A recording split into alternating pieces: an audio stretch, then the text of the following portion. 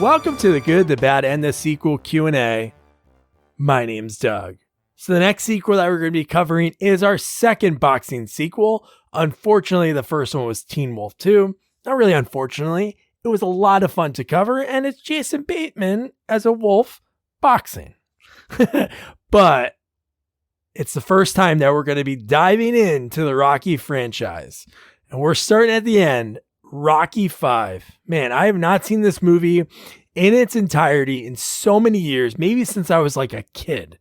So it's going to be so much fun to discuss with Jamie and our Munchie expert, Nick Sperdone. So that's going to be a lot of fun. But what I love most about it is it led me to this week's guest, cinematographer Steven Poster. And man, I had so much fun talking with him, just talking about his beginnings and how he fell in love with still photography, a neighbor that moved next door that really just set everything in motion for him. And then along the way, he had so many times that it could have been over his career, but the dominoes fell in the right place, or he knew somebody that knew the right person. And wow, his filmography, just look it up. I'll put his IMDb and any links of his in the episode notes. And on the website, he sent me some really cool behind the scene photos that'll be on his dedicated page, sequelsonly.com. That'll be /Steven Poster. So you can check it out all there. But man, he worked on Strange Brew, Blade Runner, Big Top Pee-wee, Donnie Darko, Basketball, Rocky 5. He has a lot to talk about that one and just so much more. And then now the fact that full circle, he's teaching now where he started, back when he was a kid. So it's really cool. He's be able to teach the next generation of cinematographers and directors of photography, which he taught me. Same thing. They just interchange it. But he has a funny story about that as well. So without further ado, I'm going to start the interview, but first, if you're new here, welcome. Please subscribe wherever you're listening. Rate us 5 stars. It helps us grow and helps other people check out these amazing interviews with some amazing individuals. And we have some really fun sequel reviews. So I'm going to shut my yapper. And here is cinematographer Steven Poster. Let's get started. I like talking about how people started. Not even just in the industry, because it's one of those industries that has like a huge failure rate. It's so hard to succeed in for the most part. But I like to find out how people got to that point. So where did you grow up? Was it outside of Chicago? Yeah, I grew up outside of in the first suburb outside of Chicago, so it was virtually Chicago, and North Side. Chicago's 2 cities. It's the South Side and the North Side. So I was the North Side kid, and I got interested. This is here we are, the origin story. I love that. I got interested. Yeah, here you go. I got interested in photography when I was about 10. Nobody around me was an influence in terms of other than home movies or still photography, just family stuff and tourist stuff. But there was a guy on my block who had a darkroom, who happened to be the father of my best friend growing up. And he was his dad was an engineer, and he built his own enlarger and everything. I mean, he was like really, that kind of a guy. He had his woodworking shop and his darkroom. And in fact, what's very interesting is I've actually stayed in touch with my friend on and off over the years, and his family, when they were packing up their house, sent me his 4x5 graphic. Said it would be better in your hands than in their hands. So it was very sweet. What'd you like to shoot as a kid? Well, it who knows? Whatever was in front of me.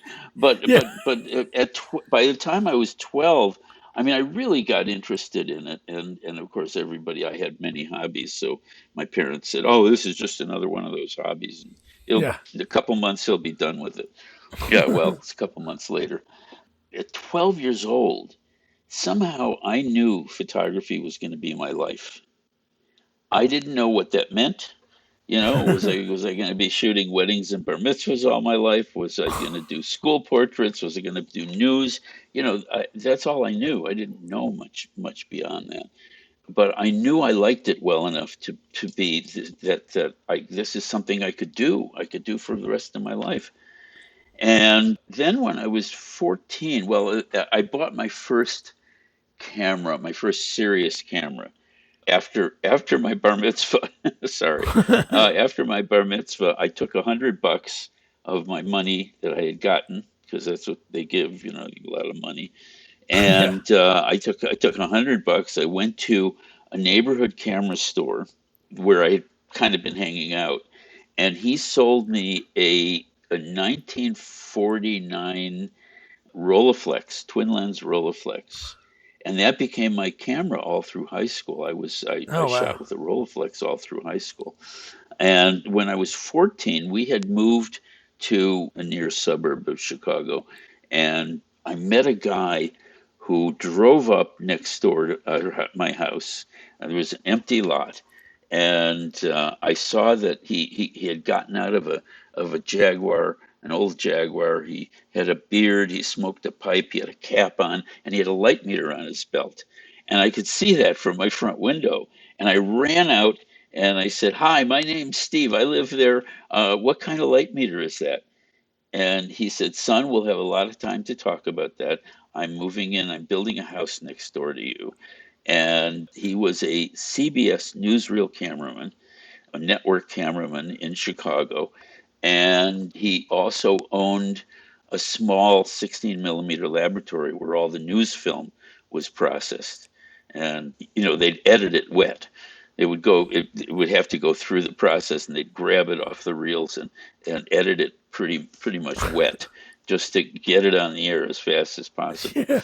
Um, so he owned that part of that laboratory, and he became my mentor. And he was a tough son of a bitch, and he really was an old Navy guy, but he was wonderful to me, and he insisted that I learn still photography before I even start to do anything with movies. And in those days, there wasn't video, there wasn't anything that we could do other than Super 8 Yeah. that emulated film. And so I went to school at Southern Illinois. I saw that. Salukis. Yes, Salukis. There you go. I'm a Knicks fan, so I don't know if was Frazier still there when you were there? Walt Clyde Frazier? No, no, he was wasn't he gone by then? I think he was gone by then. I don't know. He might have been. It might have been before his time. No, but the Salukis. Yeah, Yeah. you know what a Saluki is? It's a No. dog. It's a kind of Oh, dog. It's like a I little should a know that little because that's the gray. logo. Yeah. Yeah, it's like a little greyhound, right? Of course, they had their team Salukis, and but I was there for 2 years, and in my freshman year, I was put in a program for classic high school underachievers, of which I was a star. Okay, because I underachieved in high school. There was no uh, movie classes. There was no still photography classes. There was barely an art class. Yeah. And so I did things like I took shop class. I was the only Jewish kid in shop class, uh, but but I did that kind of stuff. It was more interesting to me. I was interested in theater. I was interested in music. I was interested in photography, and I did what I could to be the photographer for the school. My freshman principal called me Flash. Good reputation to have. Yeah. Right. But having met Maury Bleckman, who moved in next door to me, the day I met him, I said, I want to be him. Yeah. I said, I want to be him. He is the coolest human being I've ever seen, and I want to be him. And I did my best to become him. In fact, I smoked a pipe for years. I had the beard.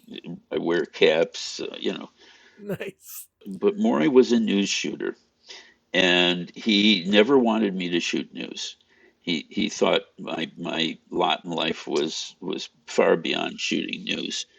So he wouldn't let me get a job at the station, and which was Wow. okay, which Yeah. was fine because it worked out okay. And here's Ruthie. Ruthie will join us at times. She's got Nice. a bad case of FOMO. She wants to be involved in everything. Yeah. So that was it. And I went to Southern Illinois, and there was this program that I was put into because I was this classic underachiever in high school. If they'd only taught stuff that I liked to learn or taught me how to learn, I was never taught how to learn. How do you know how to learn? It's not instinctive. It really isn't. So Yeah. I went into this program and I became a student, and I became. I mean, it was really, it was an experimental program done by the university, and we were in the most experimental section. We had 50 kids who were all underachievers, and our section was developed by the design department. And at that time, Buckminster Fuller, if you don't know who that is, look him up. Buckminster No. Fuller was Well. an artist in residence, amazing human being. And so that was my first year, and I really got excited about school and did very well after that.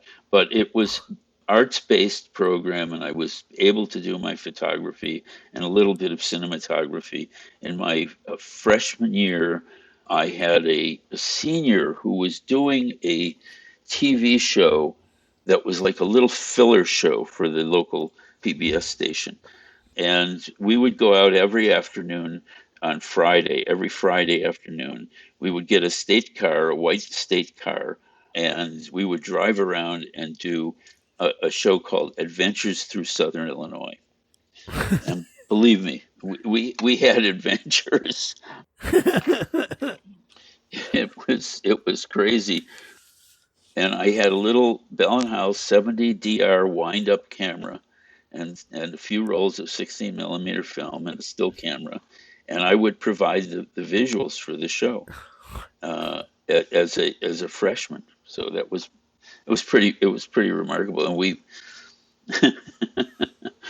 here's one quick story on that. We were my buddy who was the director. Um, was into Indian artifacts, and there's always stuff all around buried, toward near the Mississippi. So we were out on a bayou by the Mississippi, and I needed to study. I needed to a test coming up was on Monday, and I had to study something. So I was sitting in the car, and it was snake season. It was spring, so the snakes were out, and so my buddy had a gun that he had brought from home in case he ran into some monster snake, this macho guy.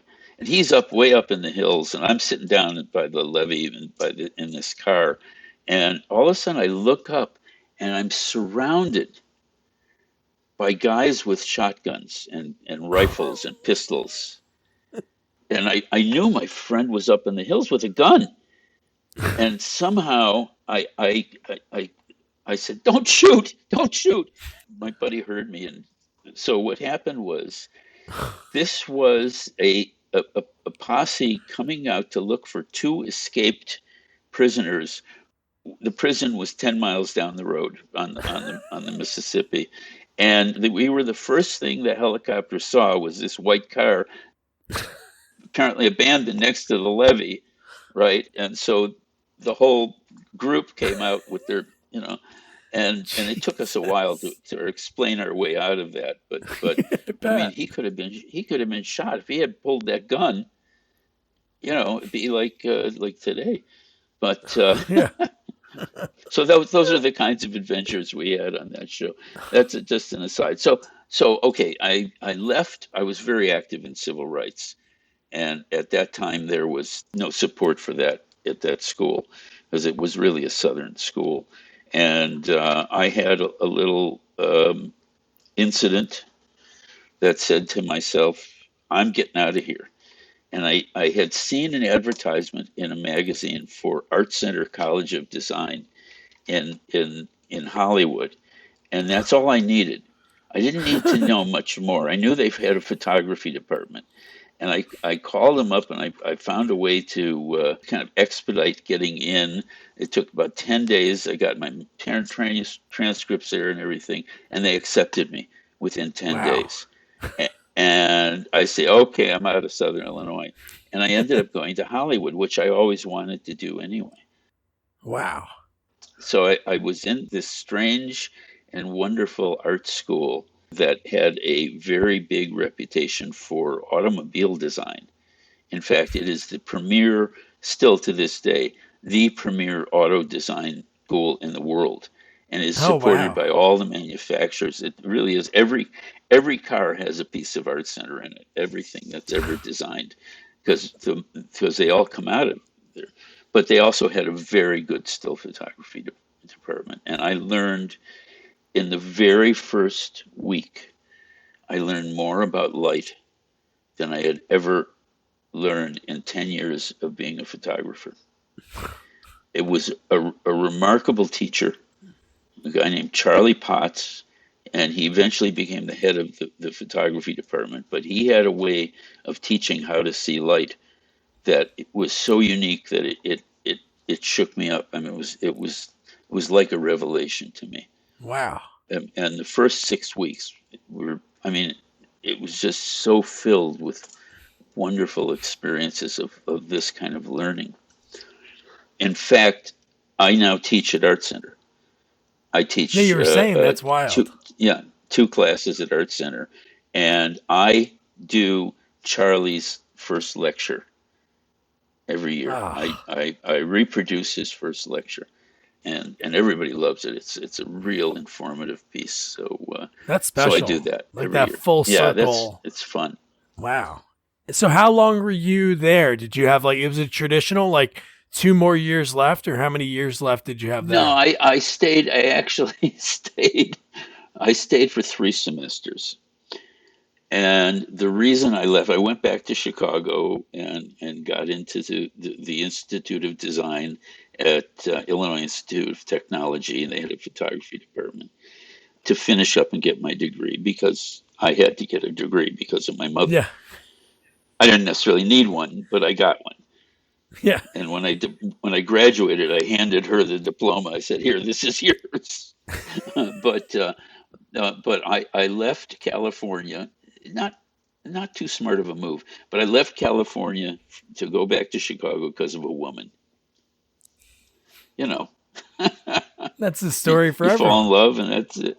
That's it. And she was a student at University of Wisconsin, and I was a student at IIT. And I two or three times a week I would drive to Madison, Wisconsin, from Chicago to visit her. That's It a was far ride, 19. isn't it? Oh yeah, well it's a couple hours.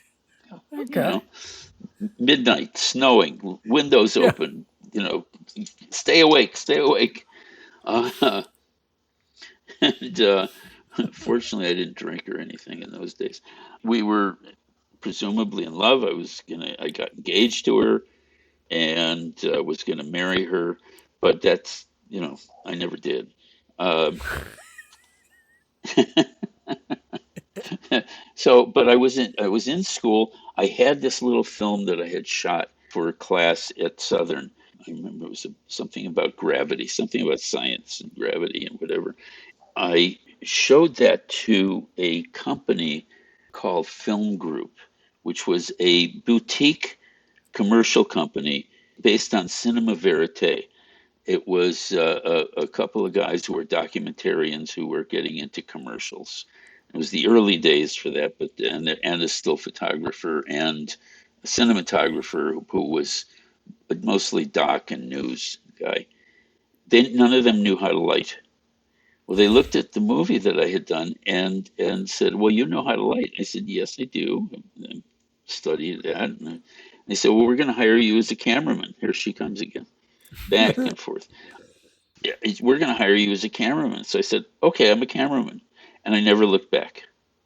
That Yeah. was it. And a week later, I shot my first commercial, national commercial for Kellogg's, 35 millimeter with a gear head. And this was a camera in a blimp. And it was a very complicated older camera. And I had to learn how to do it. The camera equipment came in on a Friday, and it came in like 35 cases all over the studio floor. And I spent all day and most of the evening on Friday and all day on Saturday putting that damn thing together. This little gear goes in here. I'm telling you, it was it was crazy. But I finished that by midnight on Saturday. And I had done it on the floor of the studio. And it was much too heavy for me to pick up and put on the dolly. So I ran out into the street. I found a stranger. I said, "Can you come in and help me? I got to lift something up." I brought this stranger in. We lifted up onto the dolly. And then all day Sunday, I practiced with the wheels. And on Wow. Monday, I shot my first national commercial. So the moral of that story, if there is a moral to that story, is be bold and pretend you can do anything. Yeah, fake it till you make it. Really, that's all Exactly. you got to do. Exactly. Wow. So, what year ballpark would this be? Like around like 67, like late 60s? That job was in 66. Okay. Okay. And I went through and the summer of 67, I think I got that job in the fall. And then the summer of 67, it was the beginning of the hippie summer of love kind of Yeah. thing. And I lived in an apartment very close to Lincoln Park in Chicago, which is where a lot of the action happened. And that was like a turning point for a lot of stuff. And the company wasn't doing very well, so they eventually had to let me go. But I got a job working for a man named Herschel Gordon Lewis. No, yeah. If you don't know, you know who Herschel was? Yeah, like The horror. king, Yeah. Gore. Gore. He Yeah, invented the I word interviewed gore. one of his like inspirations proteges, this guy Joe Castro that had Oh, sure. Herschel. Yeah, you know Joe? I knew Joe. Yeah. I mean, we Okay, yeah. met. So he had he had Herschel in one of his last like Terror 2 movies, and he like he like dedicated the film to it, and he was like the host of it throughout the thing, like introducing these little short like horror things. Look at that. Wow. Ah, great. Herschel was a real con. He was great. He hired me to work on his movies that summer, and I think we did like three movies in the summer. You know, it's like, and I had to go stop at the butcher shop in the morning to pick up the gore, the parts, you know, the animal parts Yeah. that we used for the horror stuff. That's awesome. Yeah, Amazing. Were you into horror at all at that point? I learned. You learned, right? I got into it. In fact, my first two legitimate feature films were both horror films, Blood Beach and Dead and Buried. Yeah. You know, it was the genre of the era. Yeah, it was. You got to think 60s, 70s. That's when it really like Yeah, kicked off, like yeah, really yeah. kicked into high gear. So I was in Chicago 67, 68 for the convention. And my girlfriend was up in Madison, and she was a Trotskyite, is what she was. That she was living with the young socialists, okay, and they were great. And there was so much action going on in Madison. It was very interesting time. It was a very interesting time everywhere. Yeah. Everything that happened in Chicago was based on the cops were in control, and you had to be careful no matter what you said or what you did. Yeah. They were out gunning for you. But I had this developing career of commercials, industrials, documentaries. I did some documentary work with a friend of mine who's still a friend of mine, Gary Sherman, who I did my second movie for, Dead and Buried, and of which, by the way, there is a really a good re-release of Dead and Buried. That's a Blu-ray.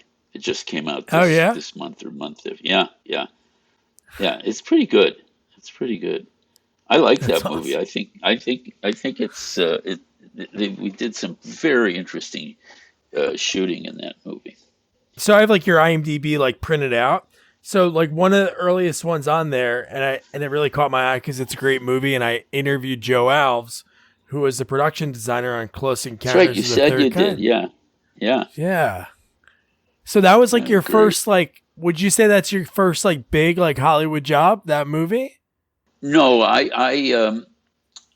before that, I was doing television. I was doing television at Universal. What happened was, I in 1974, I think it was 73 and 74. I had a little group of friends. One of them was a writer director, and we would do these productions, these industrial shows and stuff. I was making a living, not a big one, but I was making a living. I was doing commercials and doing whatever, jobbing around Chicago. And after about 5 years, I got in the union, thanks to my friend Maury, who helped me get in the union, and became a union cameraman. And then I was able to do some operating for people and whatever. But we were going to, my friend Mick, who was the writer director, was going to, we were going to do a feature film. Say hello. Come here. Hello. Let me show you. Let me see that. There she is. She's got a face. Hey. Okay, go away. Go away. You're such a pest. We were going to do a feature film in Chicago, and my friend had written a script, which I think to this day is a good script. I mean, he was a really good writer and had many opportunities to come out to California, and never wanted to. But he had written 7 or 8 scripts by that time, and they were good. So we were going to try and raise money and shoot this movie. And we got to the point where it was about 75% funded. We were going for $750,000, and we were going to shoot in Wisconsin. And we had a cast. We had hired a casting director, and we committed to an actress, and we raised a certain amount of money, and then the stock market crashed, and our money fell out. Within 24 hours, we were gone, and Oh my gosh. terribly depressed. I kind of had burned my bridges in Chicago, and they said, I'm going to make a feature here. And then I said, I'm going to go to Hollywood, Yeah. whatever. I sort of burned all the opportunities I had. But we started to travel to Los Angeles. I started to get on a plane and go out here and start to meet people, and try and develop some relationship. There was a commercial director who had moved to Hollywood, who hired me quite a bit, and it got me back and forth. And a great crazy guy.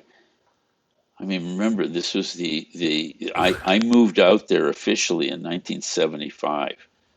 So 1975 through about 1980, early 80s, was a pretty wild time. And I live in Laurel Canyon, and I moved into Laurel Canyon when I first moved to Los Angeles, which, was the music canyon, the hippie canyon. Yeah. And it was just a wonderful time out here. Very exciting until it wasn't anymore, but it was. I still live in Laurel Canyon. I had done a job in Chicago. I did somebody a favor. Here's how this works, because this is important, because this tells you that if you're nice to people, not nice to cats, but if you're nice to people, uh, you will reap the benefits eventually.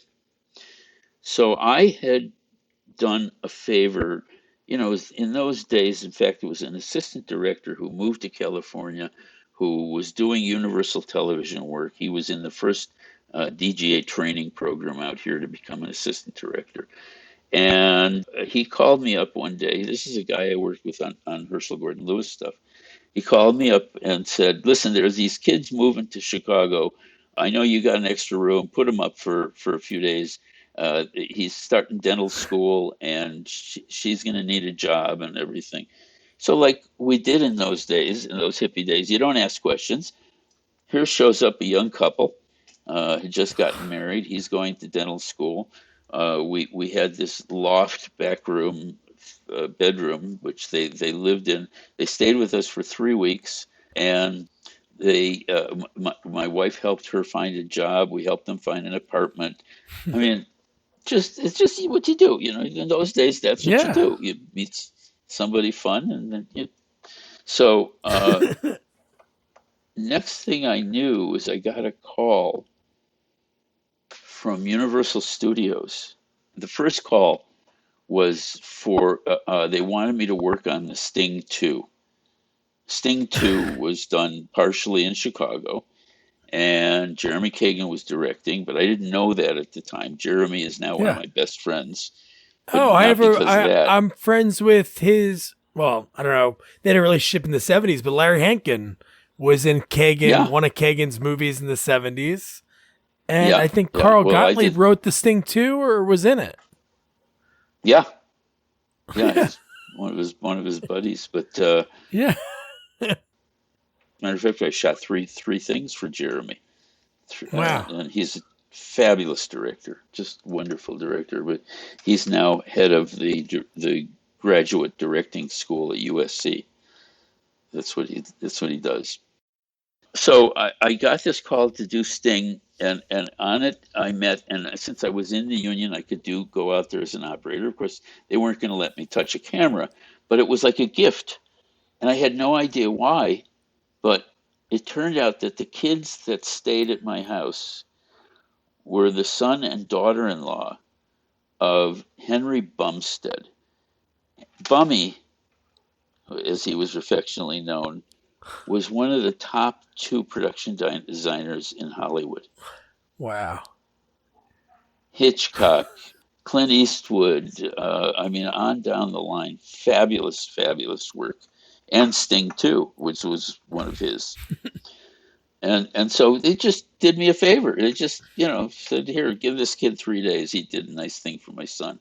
And the Wow. next thing I know, I got a call from my buddy who had set this up in the first place, and he said, "You're going to get a call from a production manager about doing a TV movie in Chicago." I said, "Great, this is how this stuff pays off."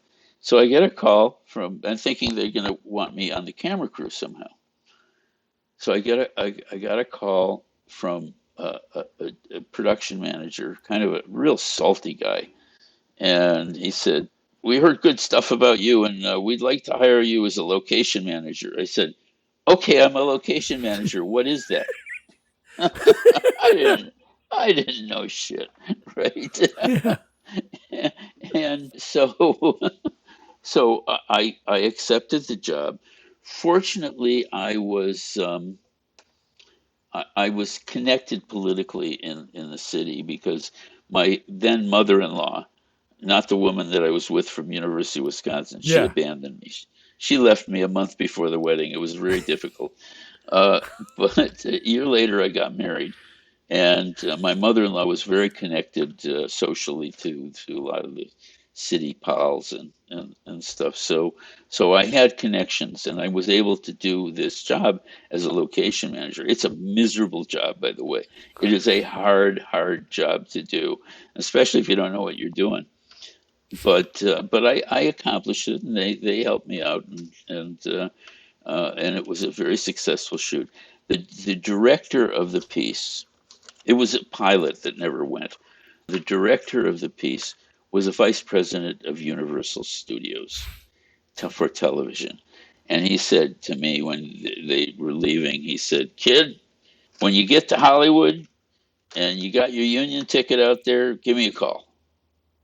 Okay, thank you very much. These are the connections. You don't know from day to day who you help out may be Yeah. your boss tomorrow, you just don't know that stuff. So many acts of kindness will help your career, I guarantee you. But I got to California. There was a union problem, even though I was a member of the union in Chicago and an officer. They didn't want any of us out there. It was a closed door situation. And I called the business manager of the union, which at that time was 659 International Cinematographers Guild. But I called him up and I said, Jerry, hi, my name's Steven Poster. I'm vice president of Chicago Local, and I'm moving to California. He said, you'll never work out here. And if you do, it'll be over my dead body, and then slammed the phone down. Nice reception. Oh, what do I do now? So, so I, I, I had one cousin, one relative who was in the movie business as a distribution guy in Chicago for Allied artists. But he was the only one I knew. His name was Nat Nathanson. He was a very sweet guy, but he worked for Allied artists and whatever. So I called him up. I said, Nat, what do I do? The guy shut me out. I don't know. I got to go to. So he said, I'll call you tomorrow. So he called me tomorrow and he said, here's the name of a lawyer I want you to call. And he gave me the name of a lawyer in Hollywood. And I called this guy and he said, what's the problem? I said, well, I want to transfer into the union in Hollywood. And the guy that I talked to on the phone uh, uh, slammed the phone down on me. He said, you'll never work in Hollywood. I said, what's his name? I said, Jerry Smith. He said, hey, I'm playing golf with him tomorrow. I'll take care of it. Literally. Okay. That's insane. So there was a workaround where they let me become my corporation become a signature to the union, and they were doing that so that they could prove to the people that were suing them for membership that, you see, people do get in. So I was a shill. I just happened to be walk into it at the right time, and I didn't know Yeah. that. And I think for years there were people who resented me for having done that, but I didn't know. I know. Yeah. But that okay. So I got my union ticket, and I was able to work. And I called Richard Irving, the producer and the vice president of Universal. I said, Richard, I've got my union ticket. I'm ready to go. 3 weeks later, I had a show. My first television show at Universal, which was called Class of '65, and it had already been on for quite some time. It was only the last couple of shows that they were going to do, but it was my first work on a studio lot, Wow. and it was thrilling. It was just a wonderful experience. I learned a tremendous amount too. Politically, I had no idea the director was very difficult and was trying to scapegoat me. No, that never happens in Hollywood. Uh, but I learned very quickly that in fact my crew was protecting me.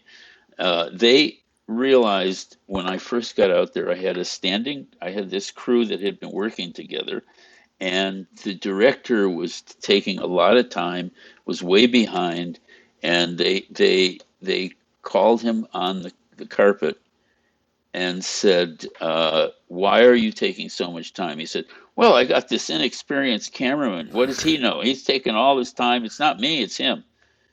And they said, which is illegal to do today. They said, "No, sorry, we've been keeping track of the setups, and he's doing 7 minutes per setup per turnaround, and you're doing about a half hour or better. Now, tell us what's wrong." So the script supervisor saved my job.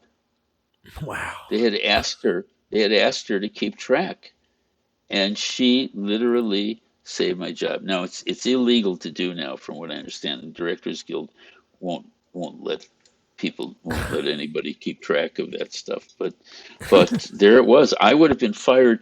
My career would have been over at that point. Yeah. Yeah, this kid comes in from Chicago. He doesn't know anything, and he's fired. Right? Yeah.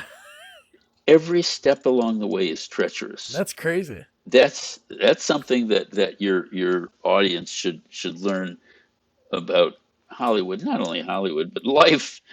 Everything is treacherous. There's always somebody who wants to get you for whatever reason. Who knows? And I'm a nice guy, I'm fun to work with. but there it was all along the way. You learn these lessons. Most of them the hard way. So you're on that 65, the class of 65. Class of '65. It lasted, for the last two shows, and it was a great experience. It really was. And I went on from there to do some TV movies, and then I was on this horrible TV movie that I actually got fired on for no good reason, just because the producer was one of these guys who wanted to fire somebody. Yeah. They made up an excuse, but it was Rich Man, Poor Man. It was the sequel to the sequel of Rich Man, Poor Man, which was a TV show that in those days. And I said, that's it. I'm not doing any more television. I want to do features. I'm sitting down until I get my first feature. And 2 months later, I had my first feature, which was Blood Beach. Wow. So, yeah, and that was quite an experience. I wish we could remaster that one because it's actually kind of funny. It was the idea was there was a worm from outer space that burrowed itself under Santa Monica Beach and would suck people under the sand and eat them. Hey, what can I tell you? Hey, that was that era, the Roger Corman and all those just Oh creatures. yeah. In fact, Roger Corman. I didn't work on Roger Corman, and I think that was a big mistake that I didn't. I didn't because Roger Corman was non-union. I was very union oriented. In those days, you couldn't work non-union. Now you can, as long as you tell us you're doing it. But I think my career would have advanced much faster had I have had the experience of working on Roger Corman films. Oh, First of all, you create a community. All of those people from all those films in that era are a community, and second of all, you get experience that you couldn't get any other way. So I missed. I'm sorry I never worked for Roger Corman. But I think it worked out because right at that point, when you look at your IMDb, one I wanted to ask you about, there's a bunch I want to ask you about, but not remembering hey, how'd you set up this shot or anything like that. But I think it's always funny, the outliers on people's IMDb's. I love Gallagher. How'd you come about working on a Gallagher it was a stand-up special? Yeah, that's on my IMDb. Yeah. Really? Yep. As what? What does it say about it? Camera operator? Yeah, well, I guess that's what I did, but it was what happened was I don't remember a whole lot about it. It was a very druggy time. Just watermelons were harmed during. Yeah, well, I know. I remember him and doing it. What happened was my wife at the time, my first wife, who I married in Chicago, had become the art director for that show. And I was hanging around, so I got to operate the camera for Bill. It was the director. His name just went out of my head, but really nice guy from Detroit originally, and I did some operating for him on that. I'm surprised it's on there. It is, yeah. Well, usually, there's probably a lot on here. If you looked on your own, we're not going to obviously go through it all. Are you on IMDb Pro or IMDb? Well, I have both. Does one have more than the other? Well, I think that because I haven't seen it on Pro. And by the way, here's a nice IMDb Pro. That's fancy. Yeah, That's I how I did got some that's how I got in contact with you. I went on IMDb Pro. good, good. It's an Yeah. amazing program. I mean, it's like I couldn't operate without it. It's just so amazing. The depth of information that you get from that is just great. There are a few programs like that that are indispensable, but IMDb Pro is definitely one of them. So Oh really, it yeah. was on there. So what else do you want to ask me about? Oh no, just like it seems like that point, there's always like it's so funny, all those dominoes that happen throughout your career. Like just so happens that that lawyer was playing golf and just these little things that were happening. But like from there it looked like it took off like 82. You have Blade Runner, Best Little Whorehouse in Second Texas. unit, second Yeah, unit. all these things. Yeah, but all these things Yeah, happening in a row, and you worked on so many cool movies. Like I told you when we talked a few minutes on the phone a few weeks ago, when I talked about David Snyder, was like Blade Runner, next year Strange Brew.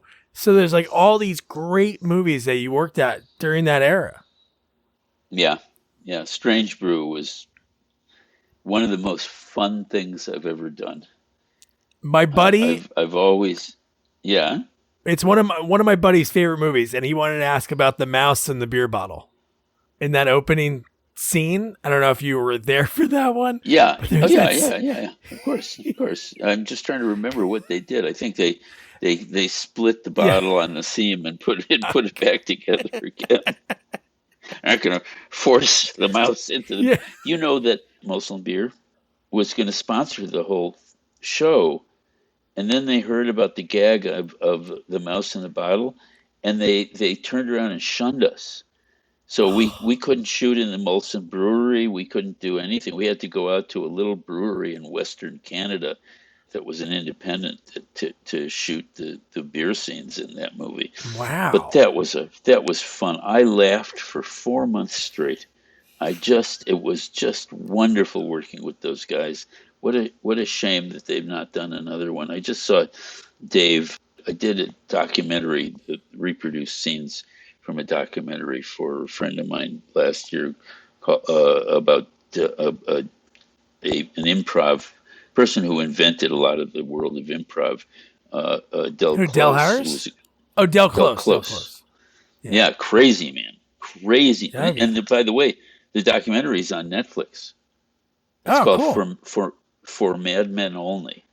And Oh, I I gotta check it just out. I did love some. improv. Oh well, this he invented so much of it. Yeah. Wait till you hear how if you know anything about improv, you know that one of the techniques that an improv troupe will do is called the herald, Yep. where you ask the audience for three subjects and you do a skit about those three subjects. Well, the herald was an idea that he came up with, and everybody liked it. And he said, "But you know what? We have to have a name for it. What are we going to call this?"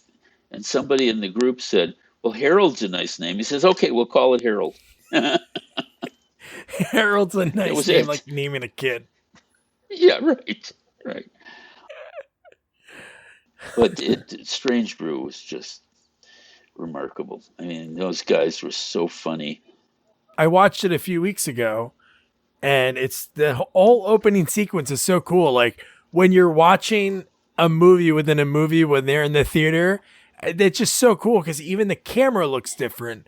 So I don't know, it's Yeah, something pretty unique. I don't know if anybody tried that up to that point, but you saw like behind the curtain sort of. You were like in the movie like with the audience. It was pretty neat. yeah, yeah. It was fun. It was fun. And then the mouse in the bottle, and then the moths in the bottle, and everything. I mean, it was so clever. It was Hamlet, by the way. It was Shakespeare, and those Yeah. guys were Rosencrantz and Guildenstern. That was their that was their ostensible role. And one thing happened after another, and I ended up marrying Pam, my second Really? wife. Yeah. Yeah, I was married to her for about 4 years. Oh my It was god. my actress phase.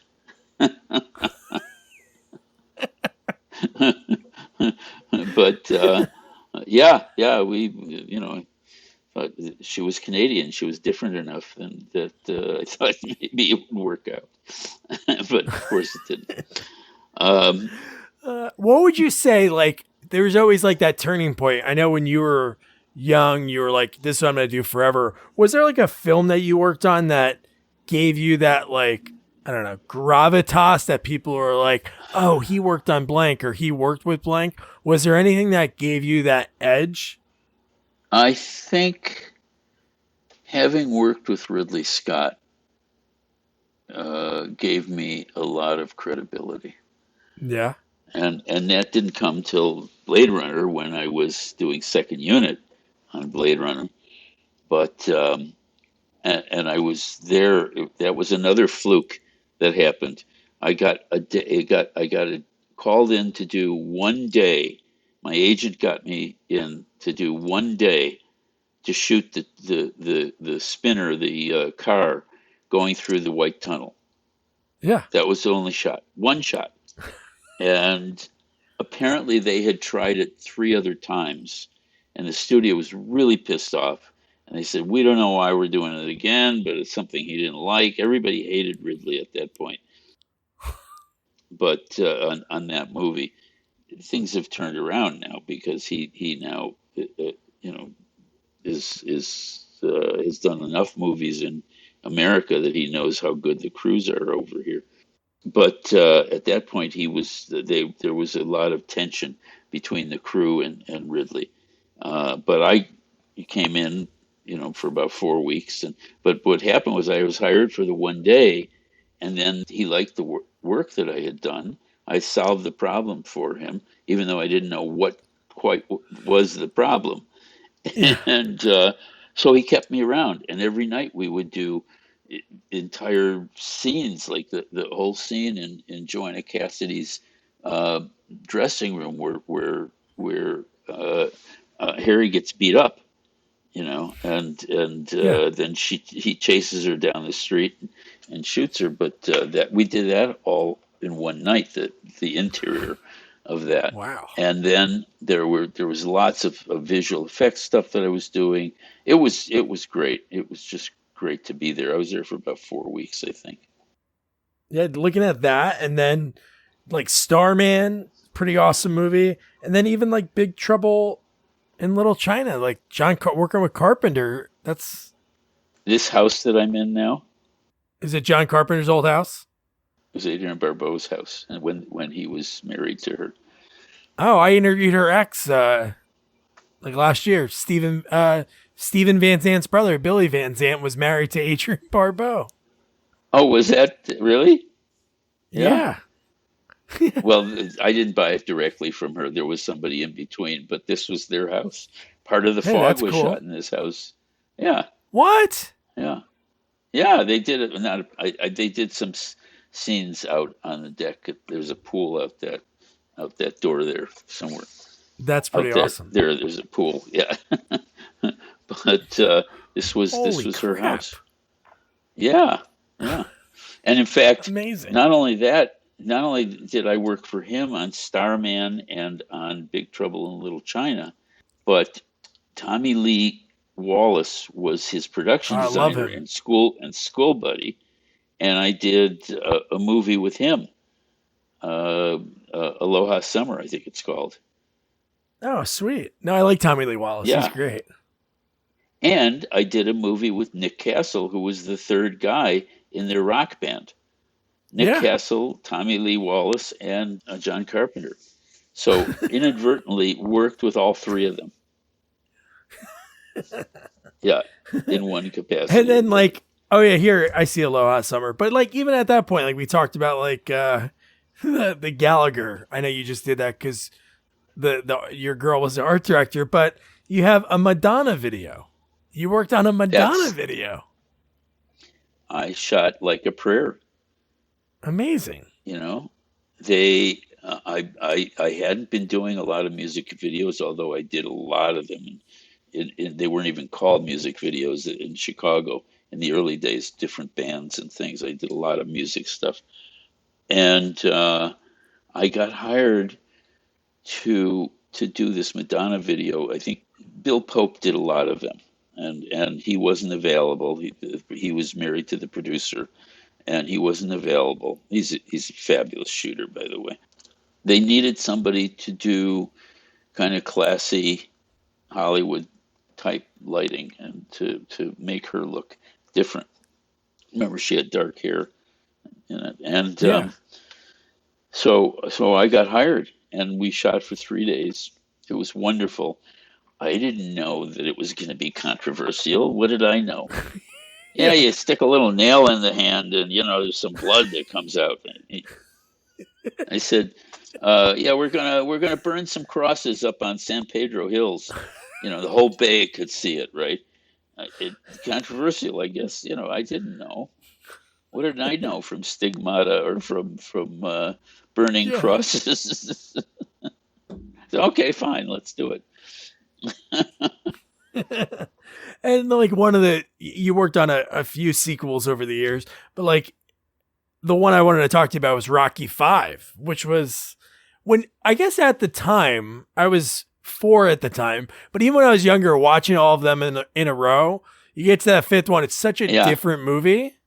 But that's what the sequel, you have to change. There has to be something. He can't just be that normal Rocky. they screwed up. The studio screwed up. Sly screwed up. He was supposed to die in that movie.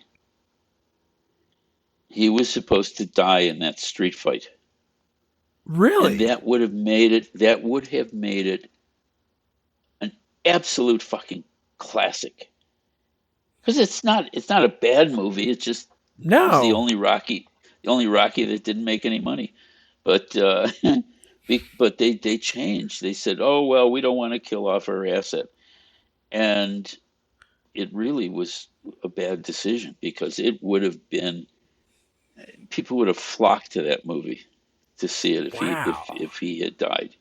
Yeah, yeah. So that's it's the luck of the draw. Yeah, but when you started in that movie, it was already like started filming in the script. He was supposed to die, and then during they changed it. Oh my gosh. Yeah, yeah, yeah, yeah. So and in fact, I made a mistake getting hired on that movie, and not not a mistake doing the movie, but a mistake because I was doing an additional unit or a new ending for Tango and Cash for another Stallone movie, and Yeah, I love we that were out in the movie. desert. We were out in the desert shooting, and Sly came out of his trailer and walked up to me and said, "Hey, how'd you like to shoot Rocky Five?" And I said, "I'd love to. That would be fun. What does the director think?" He says, "Oh no, he loves you. He wants to work with you." Well, it was John Avildsen who directed the first one, and Yeah. John fancied himself a cinematographer too, by the way. And I, it's a classic. We had to after Tango and Cash. A couple of weeks later, we had to do some screen tests for Sly to find the kid that was going to be the kid in the movie for him. Yeah. And at that time, it wasn't his son. And so we were on this empty stage, this big empty stage at Warner Brothers, and there was a little two-wall set that we were going to use to do. It was right in the middle of the stage, and these stages, I don't know if you've ever been on a Hollywood stage. They're vast, okay, and dark, and a big open volume of space. And the stage door opened, and this big streak of sunlight comes in, and this guy is silhouetted back there, and he starts walking toward us. And by the time he got halfway to me, I could sense that he hated my guts. And that was John Avildsen. Seriously, that's exactly how it happened. And he made my life miserable to the point where my longtime gaffer at that point, who was a kind of legend in the business himself, a wonderful, wonderful, talented man, but had been in the business long enough to be pretty somewhat irascible at times. And John Avildsen would come in late every single morning. And he had his method. What he would do was he would give us a shot to set up the night before, especially if we were on stage. And then he would come in the morning late, and because he was up all night editing and doing whatever, who knows. And he would come in and he'd say, "That's not what I told you to do. Tear it up. Let's start over again." And we would have to tear up what he said and go in and do a few close-ups before lunch and come back after lunch and do the exact shot that we had set up. But that was his method for being making it okay that he was late.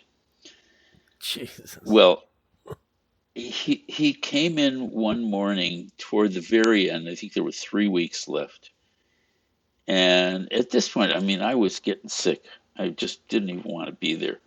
I And bet. he said, I don't know what you do. You take so much time. You're terrible. You blah blah blah blah blah. And every time I come in, there's something wrong. And my gaffer said out loud to him in front of the crew, "Well, if you come in on time and be more professional," that was it. I knew that I was fired that day, and I was, in fact. And somebody Really? else How finished far this. into the Yeah, shoot? somebody. Oh, it was 3 weeks to the end. I had done over 50 days. Oh my gosh. So, yeah, yeah. So these Insane. are Hollywood stories. Nobody talks about being Those are fired. Hollywood stories. Well, he's always done crazy stuff because he did the Karate Kid, right?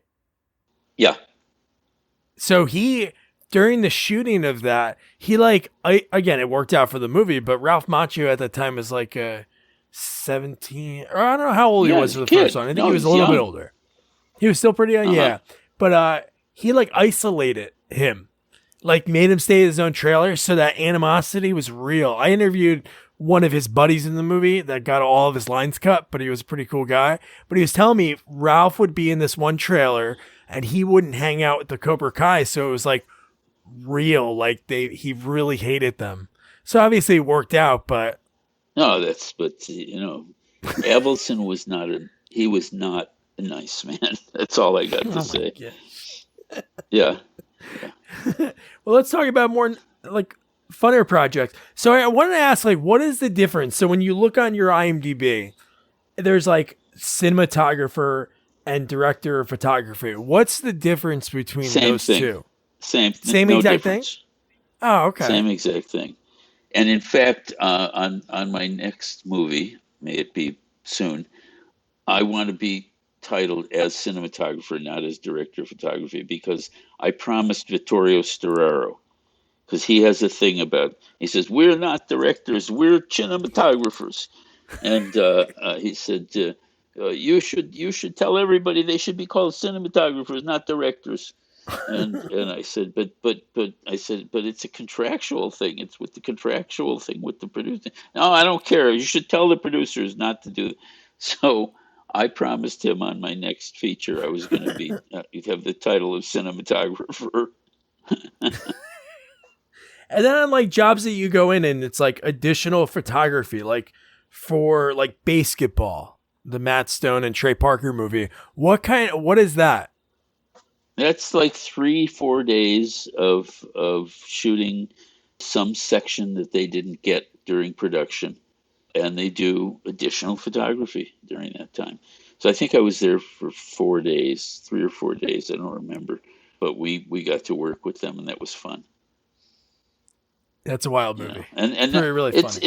it's very it's some a director or a second unit director of photography is there for most of the production, and you get sent out to do stuff every day or every other day or whatever. But when you just come in for a few days afterwards and cover for somebody, that's called additional photography. All right. You taught me that. Do you have like a favorite?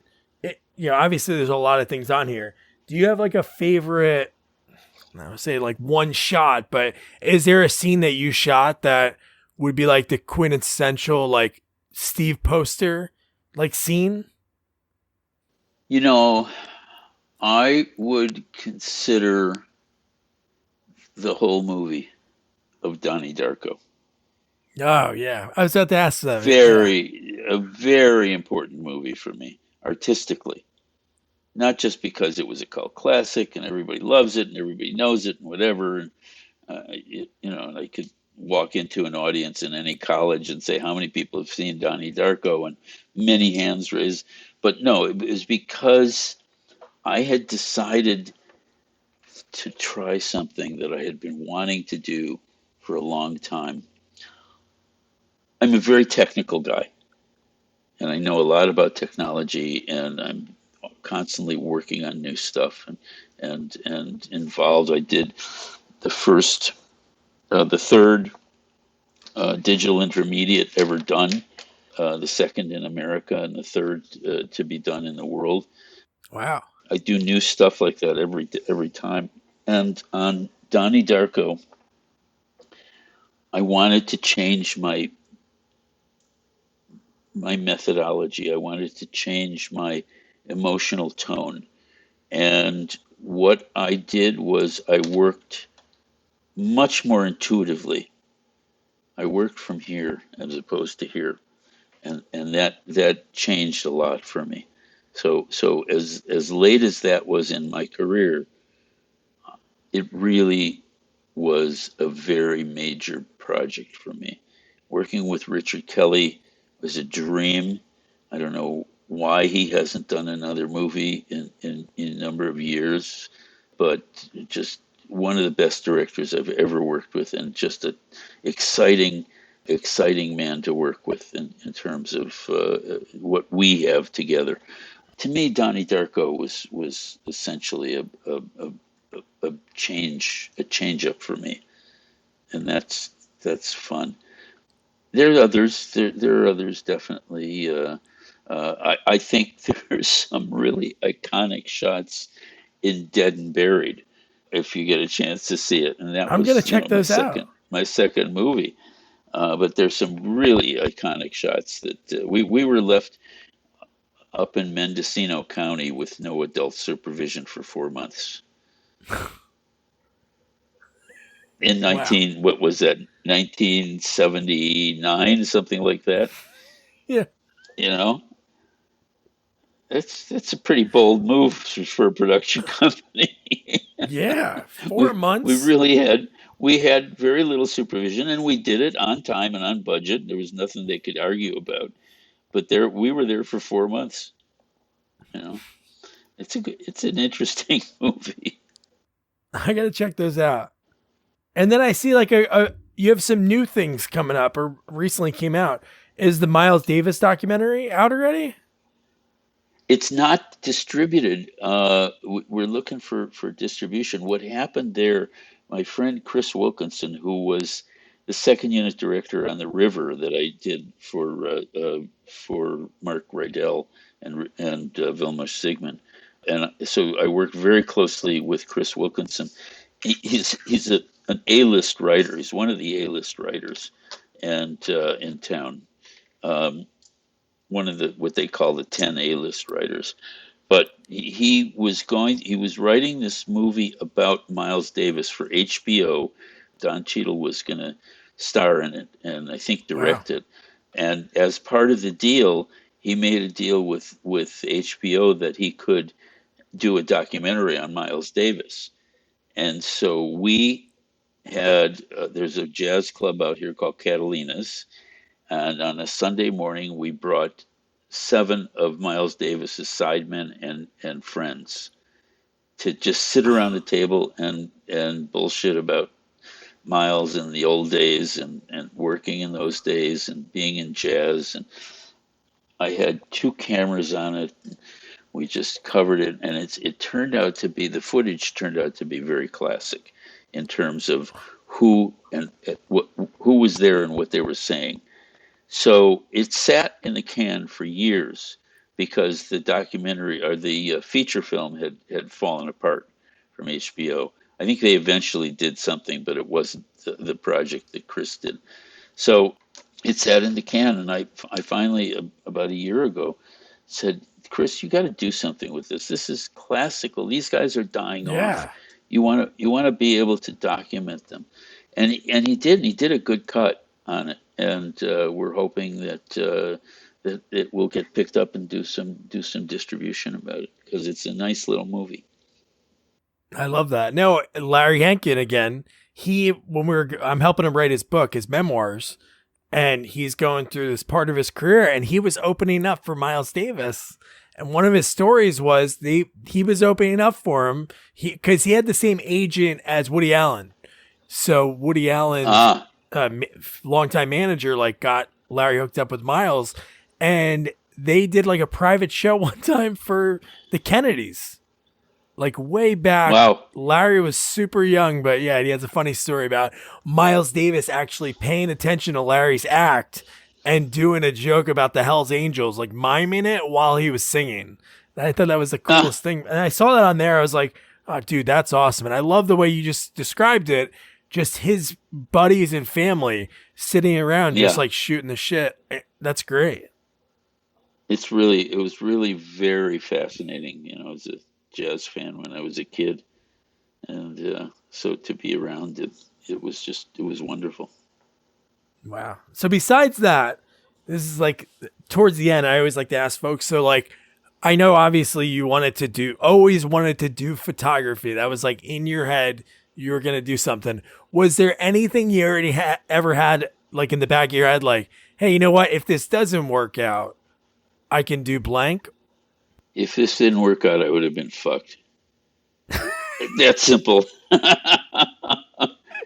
There was nothing your mom had. Yeah, they wanted me to be a doctor, a lawyer. They didn't care. Yeah, Jewish kid. that's true. I had to do something. But and Yeah. they didn't. And actually, I have to say, I mean, they didn't understand. My dad was an immigrant, and my mom was second generation, but she was, they were middle class, middle class. Factory. My dad owned a factory, made manufactured luggage. My mom did all the books for him and stuff, and they were working stiffs. So they didn't know what I was up to, and especially getting bad grades in high school. I mean, they Yeah. they had no idea.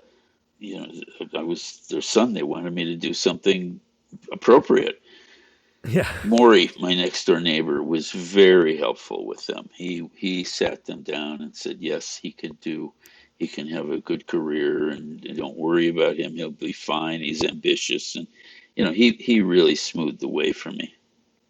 That's great. That whole connection, like Yeah. throughout, like when I listen back and like edit this, or when people are listening to this, like just those little dominoes that fell in the right way, like it's pretty remarkable. Now, when you were on set, I know a lot of people, when you're in the moment, it's like they always say, like the last time you play like baseball with your neighborhood buddies, like you never know when the last time's happening, you know? So like Never know. when you were on set of any movies, did you like grab any like keepsakes or any scripts? Do you keep any of that stuff? You ready? Uh, I got something. yes. Wait, I'm going to show you. And how many? If it's Adrian Barbeau's bra, No, no, no, no, no. How in touch with you are? How many times have you seen Blade Runner, the original? a lot of times, and I watch it a few times where I talk to David. Okay, you recognize this? Oh my gosh, how did you keep that? The mannequin hands. When in the set dressing they had all Yeah. those mannequins. It says that one of the hands from the mannequins. We used it as a doorstop. Holy crap. How'd you get that? Just like I took it. swiped it? I, I, t- That's great. I told the set dressers. I always take a prop or something, and I always tell the set Oh, dressers cool. that I did. So I love yeah. that. So there it is. Do you have the Yeah. mouse in the beer bottle? No, I don't have that. What do I have? Anything from Strange Brew? Not that I remember. There must be something somewhere in a box. That's great that you have that. That's neat. Yeah, it's very cool. It's very cool. Here, I'll Steven, this show has you been awesome. another thing. What This else is you got? something I carry. What did I do? Okay, one more. One more. This is awesome. This you'll like. This you'll like. Hang on. Oh, here it is. Okay. This was, let's see if you can see it. This was the gift that we got. You see it? That's awesome. Yeah. You see? Yeah, Swiss Army knife, Blade Runner. It was a gift from the producers. Oh my gosh. Steven, I'm so happy we connected. This has been so much Me fun. too. This was fun. Absolutely. I love taking that trip down memory lane with folks, and I love, like I said before, and I'll say it again, like just that how everything worked out. That phone call was to the right person, and just unbelievable. You never know. No, you never know. From day they always to day, say, "Be nice on your way up." Because nice on your way up, because you're gonna have to be people. You want people to be nice with you on your way down. Right, so, as they climb over you, but yes. but it's true. I mean, that's just my nature anyway. To be helpful, and I like doing that. I mentor a lot of people around the world. In fact, I have a mentee that I worked with for years from India, from southern India. Oh wow! And now he's a producer. In fact, he was Ang Lee's assistant and a location manager for Life of Pi. And wow! And he's my and you were able to tell him what a location manager was. Well, I did, but but he was way ahead of me at that point.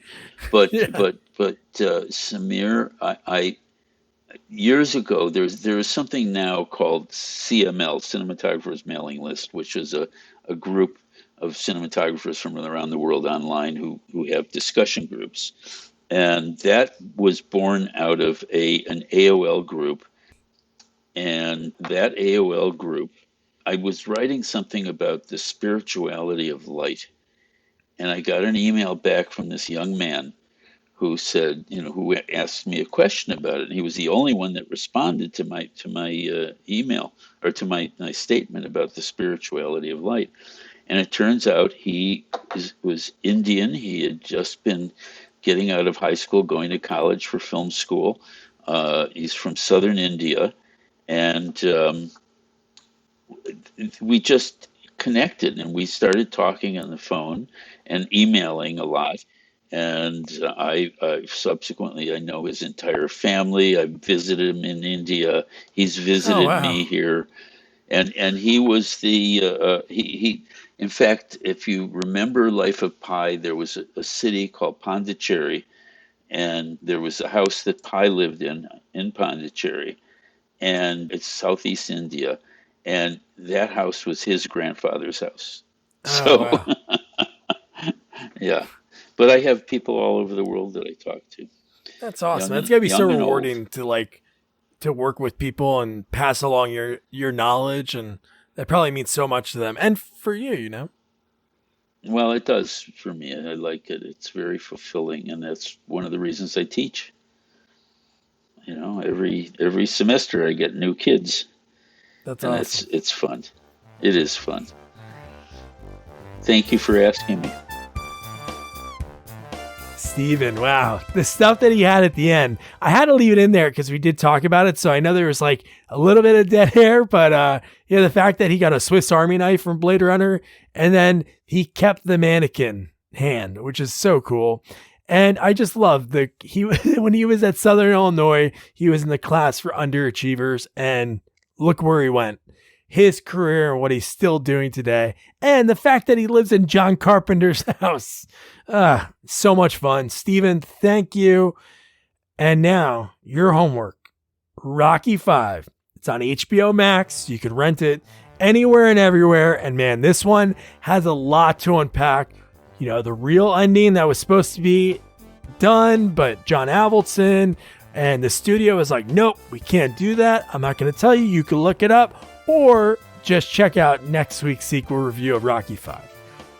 So don't forget to review, rate, share our podcast, follow us on all social media at Sequels Only, and don't forget to check out our website, sequelsonly.com. Good night.